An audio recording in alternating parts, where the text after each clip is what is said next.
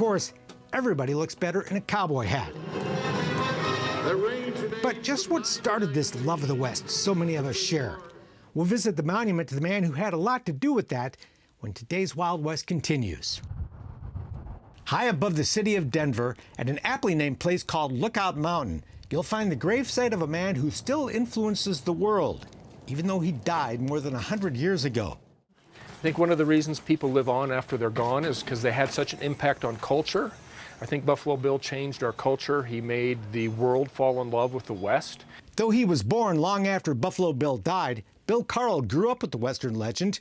Just steps away from Cody's gravesite, Carl runs the gift shop that his family has operated off and on since 1956, next door to the Buffalo Bill Museum. The museum's fascinating collection is the subject of a book by retired museum director Steve Friesen, a collection that includes some very unusual items. This is my personal favorite right here. It's a plaster mold of his hand that was taken at death. It was fairly common in those days. This was in a showcase.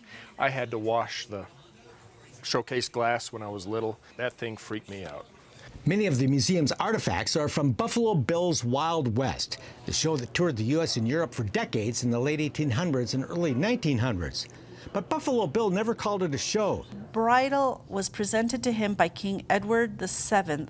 To him, it was an exhibition of the Wild West. The West, as he knew it, disappeared in maybe 15 years.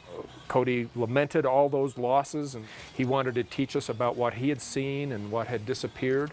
Performed in huge arenas in front of thousands of people, Cody's Wild West featured one of the last surviving herds of buffalo, stagecoach attacks, Lakota Indians, cowboys, and celebrities of the day, like sharpshooter Annie Oakley and the great Sioux chief Sitting Bull, who toured with the Wild West for one season. We have a very good collection, and one of the things that makes ours stand out is that it was founded with the last items that Buffalo Bill owned. The museum's founding collection was the property of Johnny Baker, Buffalo Bill's foster son. It includes Sitting Bull's bow and arrows and his magnificent headdress. You'll also see the headdress of Short Bull and Iron Tail. Iron Tail, who performed with the Wild West for years, was one of Buffalo Bill's best friends. Cody, a man who'd once fought Indians, became known as their friend and advocate, whose show helped preserve their way of life. It was at a time when they were trying to take their culture away from them, and Cody was trying to preserve it. Cody gave those folks a job when nobody else would. He allowed them to show the world their customs. The scout, plainsman, Civil War soldier, and showman was also an advocate for women's rights and paid women performers of the Wild West, like trick riders Lulu Parr and Goldie Griffith, the same as the men.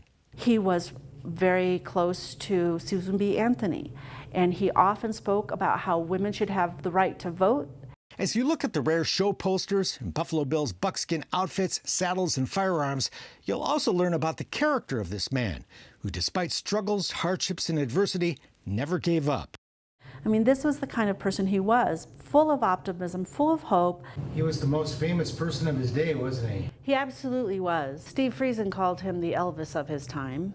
When Buffalo Bill died in 1917, the city of Denver put on the kind of state funeral usually reserved for presidents, and people have been flocking to his grave here on Lookout Mountain ever since. He lived the life, the dream of the American West. The legacy of Buffalo Bill still lives on in many ways, including this very show you're watching. That's it for now.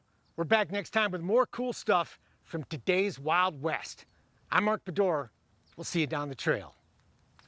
For more information on the people and places featured in Today's Wild West, or to order show DVDs and books, visit todayswildwest.com. Funding for Today's Wild West provided by the Leggett Foundation and the Chuck Wagon Trail Riders Foundation.